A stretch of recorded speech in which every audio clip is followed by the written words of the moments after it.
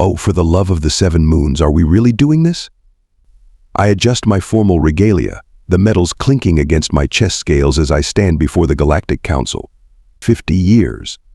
50 years since what we now delicately call the incident. And here I am, Admiral Kraz'Nul of the Galactic Containment Force, about to advocate for the very species I spent my career trying to keep boxed in their little corner of the galaxy. The Grand Chamber falls silent as the presiding Elder Voxland raises his glowing staff. The council members perch on their floating platforms, their various appendages and breathing apparatuses creating that familiar ambient hum. I hate these chambers. Too pompous, too sterile, too pretentious. Admiral Kraz'Nul, the presiding elder's voice booms through the translators. You have been summoned to provide testimony regarding the human application for council membership. I clear my throat, a habit I picked up from those blasted humans. With all due respect, presiding elder, I have submitted my written reports. 12 of them, in fact. Each more detailed than the last. A ripple of murmuring cascades through the chamber. The presiding elder's eye stalks contract with annoyance. The council requires oral testimony. This is unprecedented. No species has ever applied for membership after being under quarantine. Certainly not a species responsible for the death of 17 council representatives. 15 I correct automatically. 2 of them survived. Unfortunately. That earns me a few clicks of amusement from the military representatives. The Trilaxian ambassador waves her sensory tendrils. Admiral, many of us were not present during the original events. We need to understand how a primitive, pre-FTL society not only survived the Omega strain, but managed to reverse engineer our technology and force us into a diplomatic stalemate. I sigh, my secondary breathing gills flaring with frustration. Very well. But I warn you, this story doesn't reflect well on any of us. I activate the holographic display with a wave of my claw. The image of a blue-green planet appears, rotating slowly. Earth. 3rd planet in an unremarkable solar system, home to humans. The only species in recorded galactic history to survive what should have been their extinction. The only species to turn the universe's worst plague into their greatest advantage. The council chamber darkens as the hologram expands, showing the timeline of events. I was just a captain then, part of the observation team. None of us could have predicted what happened next. None of us understood what we were dealing with. I take a deep breath, preparing to relive the most humiliating and terrifying chapter of our galactic history. The humans should have died. Every projection, every model, every precedent said so. Instead, they evolved, and then they came for us. The Omega strain, I continue, watching the council members shift uncomfortably in their seats. For those of you who slept through your military history classes, it was developed during the Kresian conflict as the ultimate deterrent, never meant to be deployed. A theoretical exercise in biochemical warfare. I pull up the molecular structure on the display. It rotates slowly, its complex bonds glowing an ominous red. This little beauty has a 97% fatality rate across 14 advanced species. The surviving 3% wish they hadn't. Neurological decay, organ liquefaction, psychosis. Not exactly what you'd call a merciful end. The Trilaxian ambassador's tendrils curl inward protectively. Good. They should be uncomfortable. Now, Earth was discovered purely by accident. The scout ship Venerable Wisdom, and I use the term wisdom very loosely here, was mapping potential expansion territories when they detected radio signals. This was roughly 200 of their years ago, during what humans call their World War II. Charming little conflict, barely planetary, yet they called it world. I swipe through images of early human civilization. Cities, vehicles, weapons. Initial observations classified humans as a Type 0.7 civilization. Pre-FTL, pre-unified, pre-everything important. But with potential, they were remarkably adaptable. spread across wildly different environments. Hot deserts, frozen tundras, even built floating cities on their oceans, quite resourceful, in their primitive way. The military representatives lean forward. They always enjoy this part. The council at that time, most of whom have conveniently retired, decided Earth would make an excellent testing ground for biological research. Remote, contained, with test subjects genetically similar enough to council races to provide useful data. Yet isolated enough that contamination risks were minimal. I pause, letting that sink in. Several council members avoid eye contact. Commander Loxpira headed the research division then. Brilliant mind. Absolutely no moral compass whatsoever. Perfect for the job. I pull up Loxpira's image. 6 eyes, ridge-backed skull, that smug expression that always made me want to punch him. Here's his actual quote from the mission briefing. The human physiological response will provide invaluable data on adaptive immunological responses across carbon-based life forms, while having the added benefit of preventing their eventual technological advancement, which our models suggest could present a minimal but non-zero threat to galactic stability within 500 years. End quote. I snort. Non-zero threat. That's an understatement that'll go down in history. The hologram shifts to show the deployment vessel entering Earth's atmosphere. The release was authorized on what humans called April 15, 2027. The original plan called for multiple release points, but Loxpira, in his infinite wisdom, decided on a single epicenter to better track the spread patterns. They selected a densely populated area called New York City. The images shift to show humans going about their daily lives, completely unaware. The delivery mechanism was elegant, I'll give them that.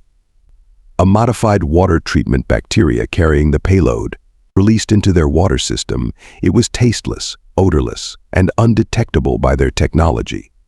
Within 48 hours, the first cases appeared. I looked directly at the presiding elder, my voice dropping to almost a whisper. And that, honored members of the council, is when everything went spectacularly wrong. We set up 12 monitoring stations in Earth orbit. I continue, pacing before the council. Cloaked, of course. Humans barely had the technology to detect space debris back then, let alone our stealth arrays. I bring up schematics of the monitoring network, state-of-the-art surveillance, atmospheric sampling, communication intercepts, medical data collection. Works. We could track individual humans from space, monitor their vital signs, even analyze their blood chemistry remotely. Quite the voyeuristic setup. Several council members shift uncomfortably. Good. They should feel ashamed. Dr. Talmira led the biological research team. Brilliant pathologist. She'd personally worked on 6 variations of the Omega strain.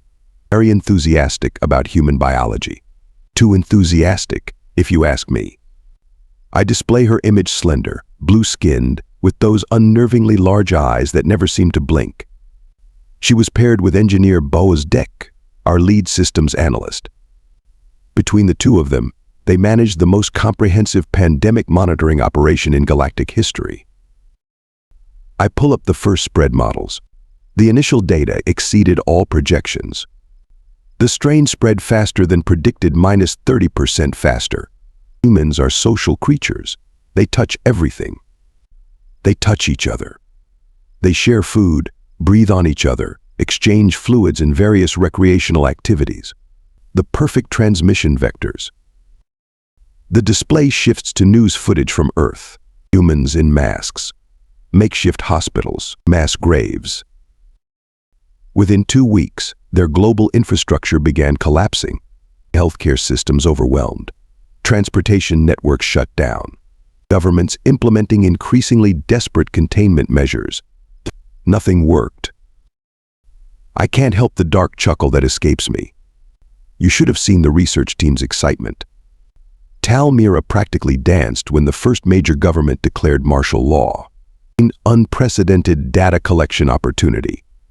She called it We had pools going on which human nation would fall next. I bet on a place called France. Lost 3 days' rations to Boz Deck. The presiding elder's eye stalks contract with disapproval. I clear my throat and continue. By day 30, the Galactic Council received our preliminary report. Earth was officially classified as a write-off. Projected human extinction within 6 months. The observation mission was scheduled to continue for 3 months, then pack up and leave these humans to their miserable fate. I pause, remembering that day clearly. We started preparation for departure. Equipment inventories, data backups, the usual protocol. Tal Mira was disappointed, of course. She wanted to stay longer, study the final extinction phase. But orders are orders. My voice drops lower. Then it happened. A47.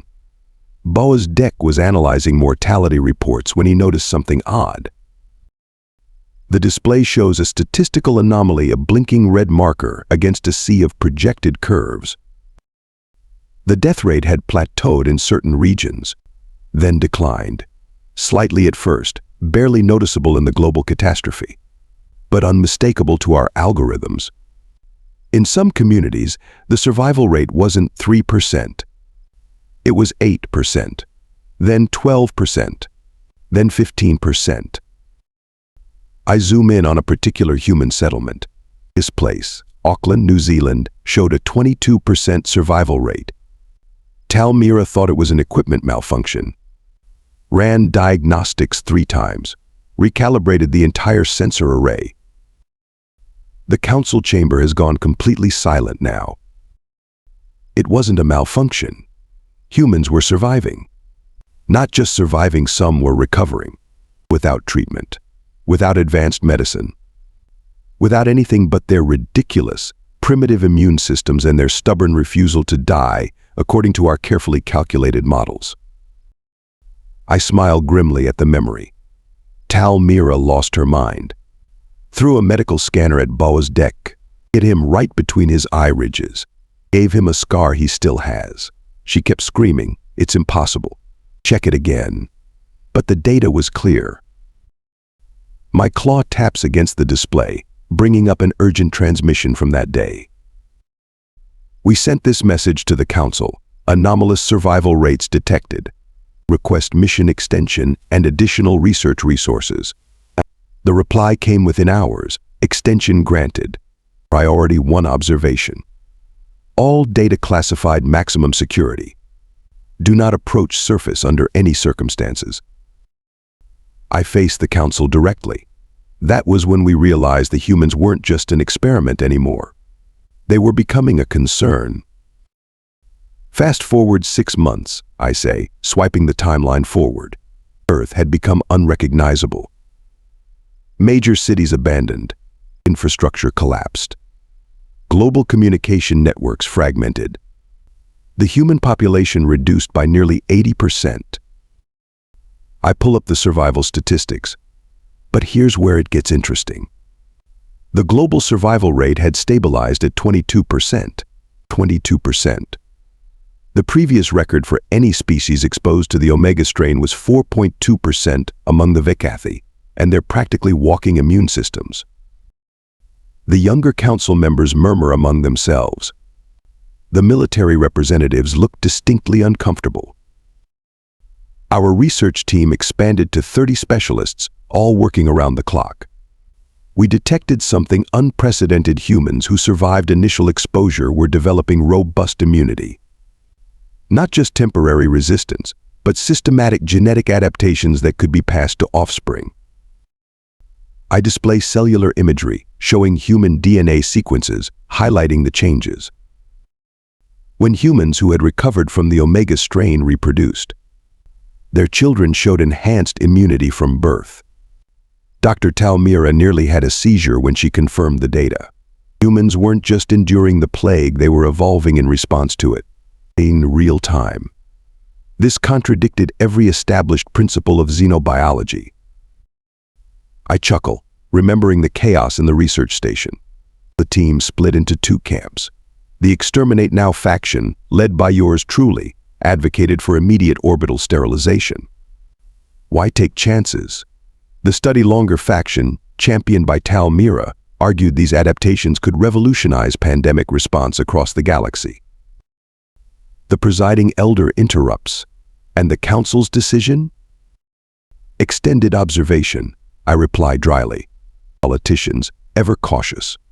The Council wanted more data before considering extreme measures. So we watched, and recorded, and theorized. My expression darkens. And then Dr. Tal Mira broke protocol. The display shows a small human settlement in what was once called Colorado. A collection of prefabricated structures, solar arrays, and defensive perimeters. This community was led by a human named Morgan Foster, former military strategist before the plague. Brilliant tactical mind. He'd organized one of the most successful survivor enclaves, implementing quarantine protocols that rivaled our own. Tal Mira became obsessed with him. I sigh heavily. She started sending drones closer than regulation allowed. Then communication probes. Then, against explicit orders, she made contact. Gasps echo across the chamber. Even 50 years later, this violation shocks them. Oh yes, I continue. Our esteemed xenobiologist decided to land a scout vessel and introduce herself to Morgan Foster's group. Her official log claimed it was an emergency research necessity. Her private communications, which I've since reviewed, suggest a more personal fascination. I display footage from Tal Mira's unauthorized landing, her emergence from the scout vessel, the humans' shocked reactions, weapons raised. Then Morgan Foster stepping forward, a tall human with dark skin and calculating eyes, ordering his people to stand down. Instead of shooting her on sight, which would have been the sensible human response, Foster recognized an opportunity. He negotiated a deal, medical data in exchange for information about the plague's origins. Tal Mira agreed, without authorization, without consultation, without a shred of protocol. I shake my head in disgust. 2 weeks of clandestine meetings before we detected the scout vessel's repeated landings. By then, the damage was done. Foster had learned the truth about the Omega strain's artificial nature. And Tal Mira had discovered something that changed everything. The display shows human medical data and genetic sequencing. Humans weren't just developing immunity. The survivors were exhibiting enhanced cellular regeneration, improved neural plasticity, strengthened immune responses to all pathogens, not just the Omega strain. Their bodies had taken our weapon and turned it into an evolutionary catalyst. I zoom in on a particular genetic sequence. This adaptation, this impossible mutation, allowed human cells to identify the Omega strain's molecular structure, break it down, and repurpose its components. Like rebuilding a bomb into a shield. No species had ever demonstrated this capability. My voice drops to just above a whisper. When we finally dragged Tal Mira back to the station and questioned her, she said something I'll never forget. We didn't create a plague for humans. We accidentally created the next version of humans. I look up at the Council, my expression grim. And the worst part. Morgan Foster now knew exactly who was responsible for nearly wiping out his species. By the 1-year mark, something entirely unexpected happened. I continue, bringing up new data streams on the display. Humans began developing treatments. Not just supportive care, actual countermeasures against the Omega strain. The hologram shows makeshift laboratories, humans in improvised protective gear working with basic equipment. Their technology was laughably primitive. Centrifuges built from salvaged washing machine parts, microscopes cobbled together from camera lenses. But somehow, these determined little primates were making progress. I zoom in on a particular facility. This lab in what they called Boulder, Colorado, became the epicenter of their resistance. Morgan Foster provided security and logistics. But the scientific breakthrough came from this woman. The image focuses on a human female with intense eyes and a shock of gray in her otherwise dark hair. Dr. Alicia Navarrete, former immunologist specializing in viral adaptation. Brilliant mind, even by our standards. She led a team that developed a crude but surprisingly effective treatment protocol that boosted survival rates from 22% to almost 40% among newly infected humans. I can't keep the grudging admiration from my voice, but their most shocking achievement came from the scout ship Talmira, so carelessly left within their reach. Foster and Navarrete managed to salvage components, not enough to understand our propulsion systems or weapons, but sufficient to reverse engineer some of our medical technology and communications. The military representatives stir uneasily. One of them, General Vrex, interrupts. "You mean to say they weaponized our own technology against us?" I give him a withering look. They turned our abandoned medical scanners into detection systems capable of identifying our cloaked observation platforms. Quite resourceful for primitive primates, wouldn't you say, General? Vrex subsides, mandibles clicking in annoyance. 14 months after initial release, our observation stations began detecting focused radar sweeps. Rude, but effective. The humans were looking for us. Not randomly, they were using search patterns that suggested they knew exactly what orbital parameters to target. I bring up the emergency council session transcript from that period. The council convened to debate intervention options. I was there as a captain representing the containment division. I advocated strongly for immediate sterilization. My exact words were, "This experiment has yielded sufficient data. The risk of allowing these humans to continue developing countermeasures outweighs any scientific benefit." I gesture to the transcript. I was outvoted. The Science Directorate, under the influence of Talmira's faction, argued that the human adaptive response represented the most significant xenobiological discovery in 5 centuries. They maintained that continued observation was essential. My voice hardens. 3 days after that decision, while the council was still debating the finer points of research ethics, the humans made their move. The display shows a massive communication array, cobbled together from satellite dishes, radio towers, and repurposed electronic components. Foster's group had built this monstrosity. A directed communication system using components from Talmira's scout vessel. And then they did something no one predicted. I play the actual transmission. A simple message, repeating across multiple frequencies, encoded in 15 different galactic standard languages. "We know you're watching. We survived your test. Now we're coming for answers." The council chamber falls silent. The panic on our observation platforms was undignified. Researchers destroying data. Security personnel preparing for self-destruct protocols. The commander of Station 3 actually fled in a shuttle, abandoning his post. Talmira locked herself in her quarters, convinced the humans would hunt her down specifically. I shake my head at the memory. Meanwhile, I was trying to maintain some semblance of order while simultaneously managing a complete communications blackout to prevent further human interception. Not my most enjoyable day on the job. The display shifts to show emergency protocols being implemented across the observation network. We confirmed the humans had no actual spaceflight capability, no weapons that could reach orbit.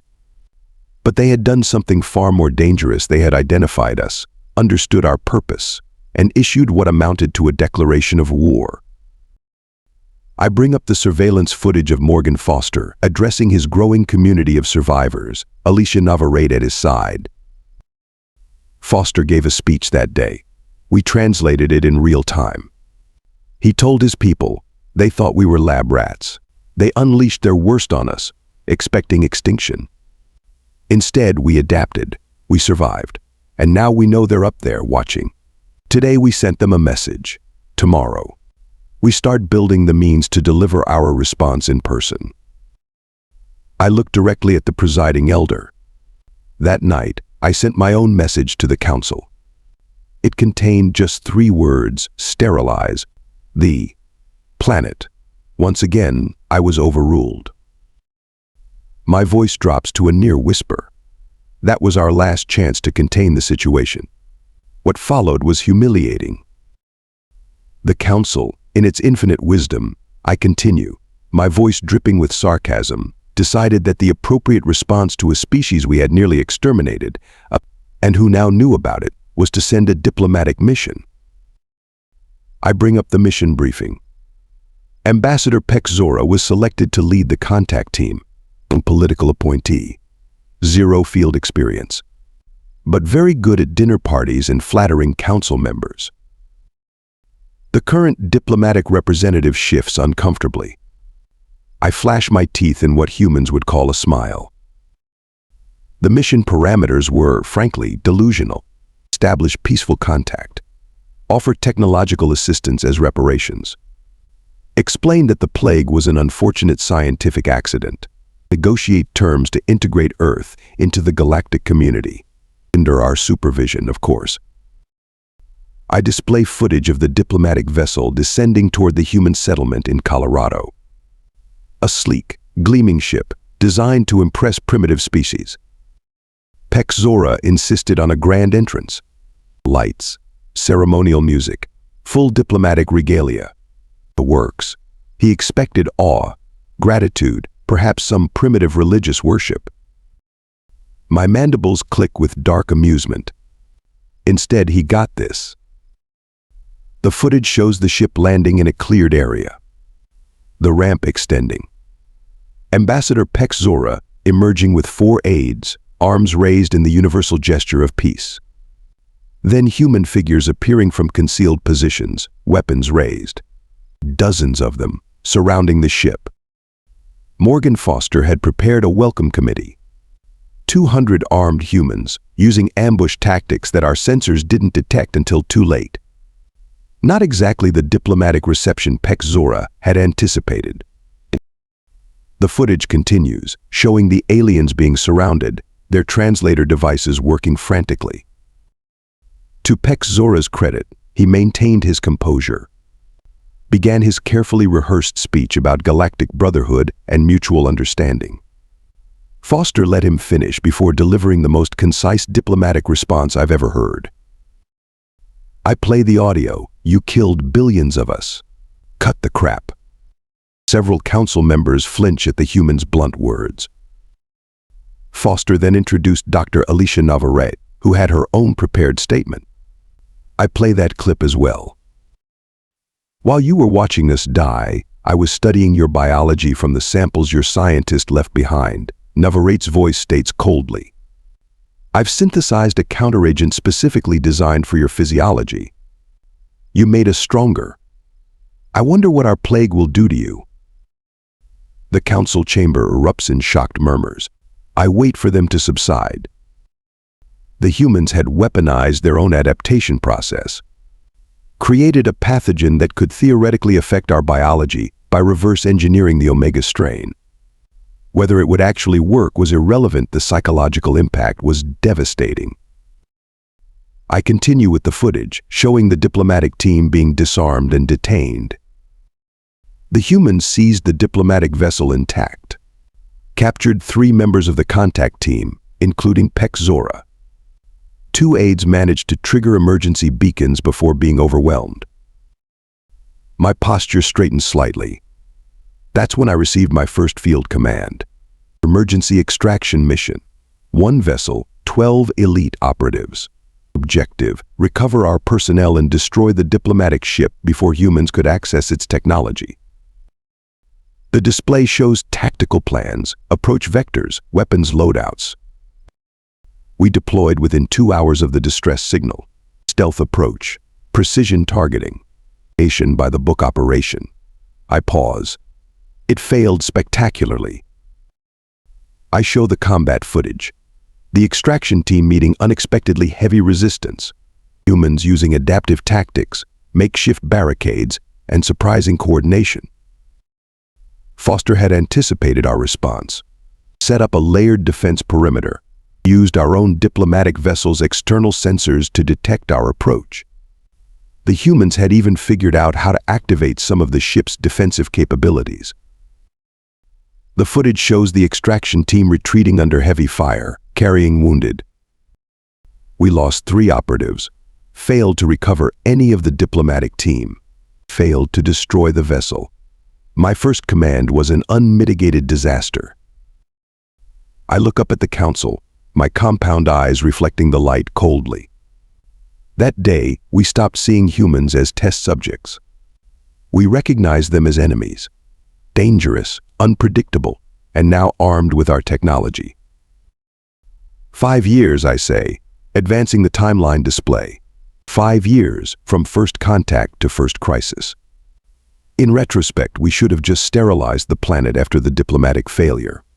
But the council, I glanced pointedly at the elder members, was still debating ethical considerations and scientific value. The display shows satellite imagery of Earth, focusing on what was once North America. But where there had been scattered survivor settlements, now stood organized manufacturing complexes, power grids, transportation networks. Humans didn't just recover, they transformed.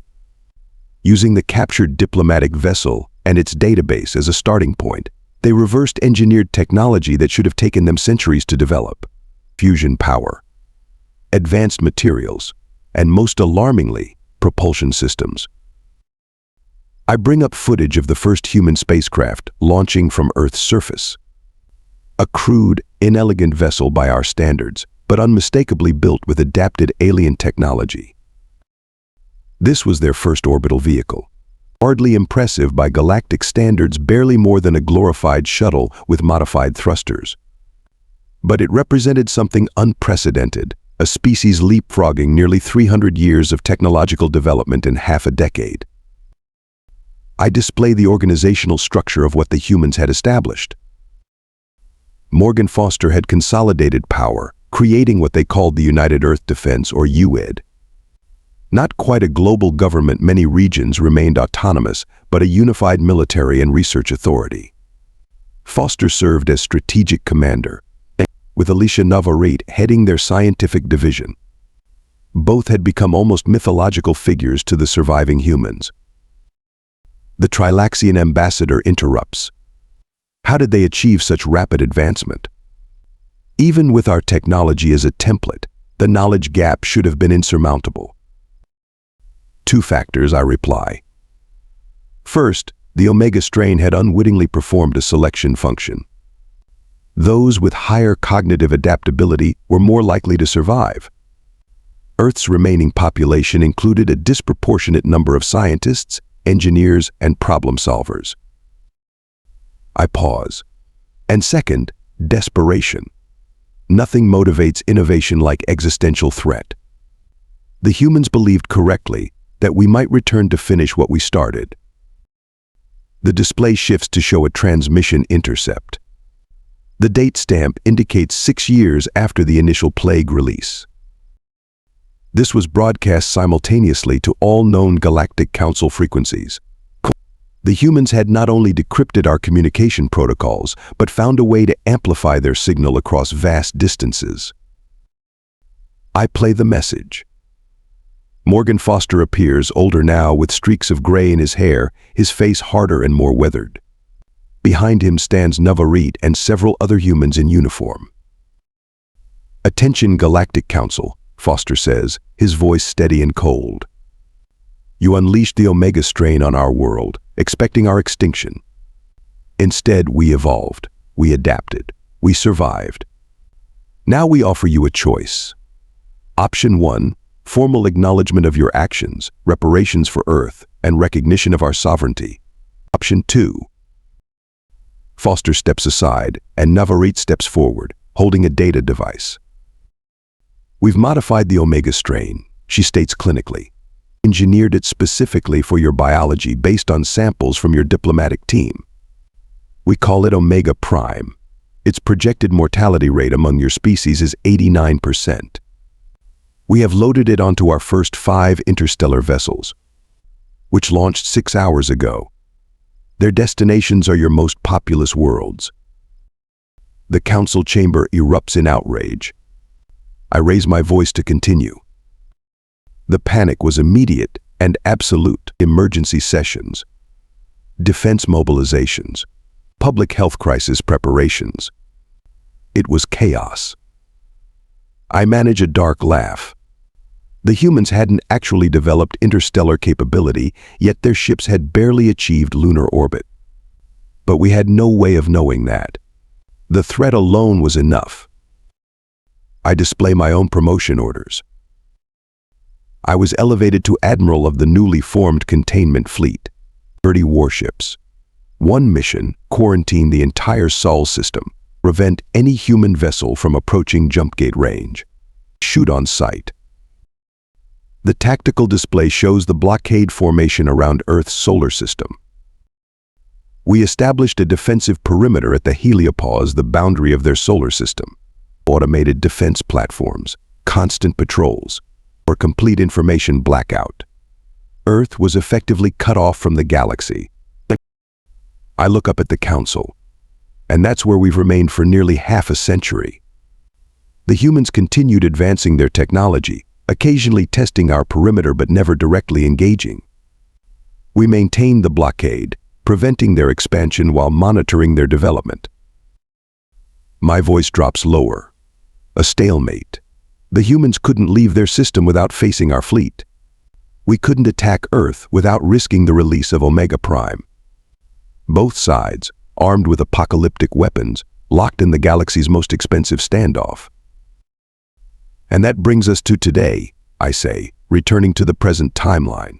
50 years after what we euphemistically call the incident. 50 years of containment, observation, and grudging coexistence. The display shows current images of Earth. Where there had been devastation, now stands a transformed civilization. Gleaming cities with architecture that blends human aesthetics with advanced technology. Vast green spaces reclaiming former urban sprawl. Orbital habitats circling the planet. Earth's population has rebounded to 4 billion. Not their pre-plague numbers, but substantial. And these aren't the same humans we encountered half a century ago. They're different, enhanced. The Omega strain didn't just kill the vulnerable, it fundamentally altered the survivors' genetic makeup. I display comparative medical scans of humans from before the plague and current generations. Average human lifespan extended by 30%. Resistance to disease increased by 82%. Cellular regeneration improved by 45%. Virological processing speed enhanced by 27%. They're still recognizably human, but upgraded. A species-wide evolutionary leap that should have taken millennia occurred in 2 generations. The presiding elder leans forward. And you believe these evolved humans should join the Council? After everything that has transpired? I do, I reply, surprising even myself with my conviction. Not because I particularly like humans, I don't. They're stubborn, emotional, and have an infuriating tendency to succeed where they should fail. But they've proven themselves formidable and resourceful beyond any reasonable expectation. The chamber doors slide open, and a murmur ripples through the assembly. I turn to see the human delegation entering. May I present Dr. Alicia Navarrete, now Chief Science Advisor for United Earth. Despite being 87 in human years, she insisted on attending personally. And beside her, Commander Lyra Foster, daughter of Morgan Foster and current leader of the United Earth Defense. The human delegation approaches the central podium. Navarrete moves slowly, supported by a subtle exoskeleton frame, but her eyes remain sharp and alert.